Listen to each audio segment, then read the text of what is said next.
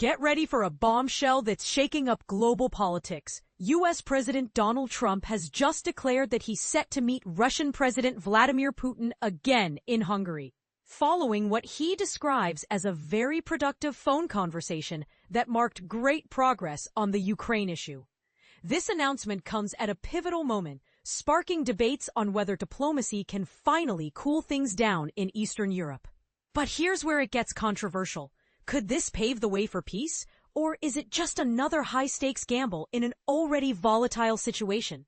Let's dive into the details and unpack what's really going on, step by step. So even if you're new to these international intricacies, you'll follow along easily. Trump revealed that the call with Putin, which took place on Thursday, was their first since mid-August, and it proved to be extremely frank and trustful, according to the Kremlin. The two leaders agreed to hold face-to-face talks in Budapest, with teams from Washington and Moscow planning to convene next week to lay the groundwork. While Trump didn't specify an exact date for the summit, he told reporters he anticipates meeting Putin within 2 weeks.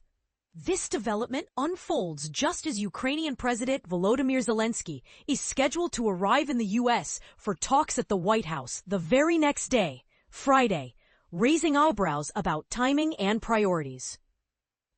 Adding fuel to the fire, Trump is reportedly mulling over whether to equip Ukraine with Tomahawk missiles, those advanced cruise missiles with a whopping range of about 1,550 miles, 2,500 kilometers, capable of reaching deep into Russian territory.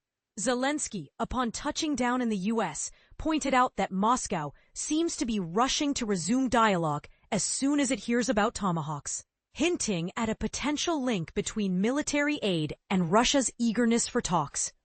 For beginners, think of Tomahawk missiles as high-tech, long-distance weapons that can be launched from ships or submarines, making them a game-changer in conflicts by allowing strikes far beyond the front lines without risking pilots' lives. After the call wrapped up, Trump took to his Truth Social platform to share more. He noted that he and Putin dedicated significant time to discussing trade relations between the U.S. and Russia once the Ukraine war concludes, a topic that's often overlooked in coverage of this standoff. High-level advisors from both sides are slated to meet soon at an undisclosed location, with U.S. Secretary of State Marco Rubio spearheading the American team.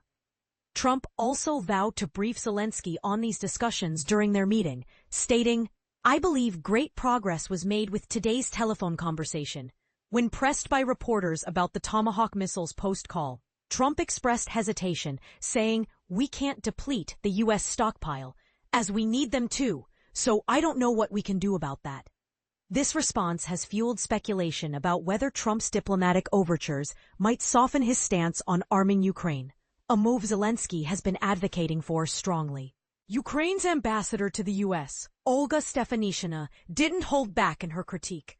She highlighted Russia's overnight strikes on Ukraine hours before the Putin-Trump call, calling it a clear sign that Moscow's true stance on peace is aggressive.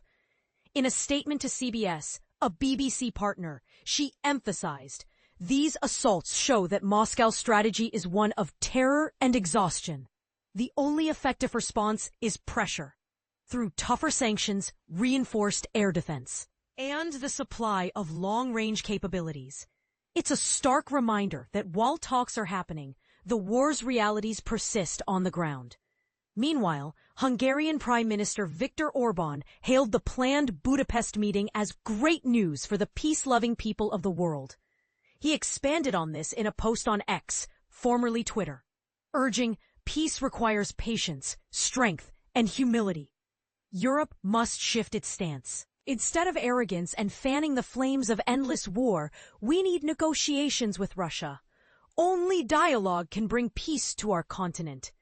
Orbán's words echo a growing chorus of voices pushing for negotiation over escalation, but they also invite debate. Does this mean compromising on Ukraine's sovereignty? To understand the full context, let's rewind a bit. Trump has adopted a firmer approach toward Putin regarding the Ukraine conflict since their face-to-face summit in Alaska on August 15th, didn't yield the hoped-for breakthroughs in peace negotiations. That meeting, held on U.S. soil, aimed to coax Russia into comprehensive talks to end the war that began with Russia's full-scale invasion in February 2022. Just days later, Trump even interrupted a session with Zelensky and European leaders to ring up Putin again. Yet since then, neither the White House nor the Kremlin has publicly acknowledged further direct communications between the two leaders. During his election campaign, Trump boasted that he could wrap up the Ukraine war in days, but he's since acknowledged it's proven tougher than any challenge he's faced since reclaiming office. Once viewed as more sympathetic to Russia than his predecessor, Joe Biden, Trump's relations with Zelensky hit a low point on February 28th, when he and Vice President J.D. Vance scolded the Ukrainian leader publicly in the Oval Office. Fortunately, ties have warmed considerably lately.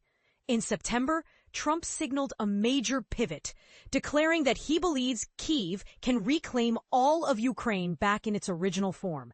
A big departure from earlier suggestions that Ukraine might need to give up occupied territories. Zelensky's upcoming Washington visit, his third since January, will likely revolve around pressing issues like the Tomahawk missiles. Zelensky has been vocal about needing these advanced weapons, and Trump, when asked earlier this week if he'd consider providing them, replied with a cautious, "We'll see.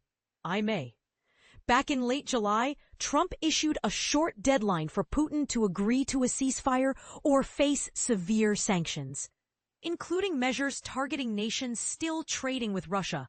But that threat fizzled when Putin consented to the Alaska talks, which Trump initially celebrated as a diplomatic win, even though it led nowhere concrete. And this is the part most people miss. Tensions aren't just between the U.S., Russia, and Ukraine. Earlier today, India's foreign ministry disputed a claim Trump made yesterday, saying Indian Prime Minister Narendra Modi had pledged to halt purchases of Russian oil.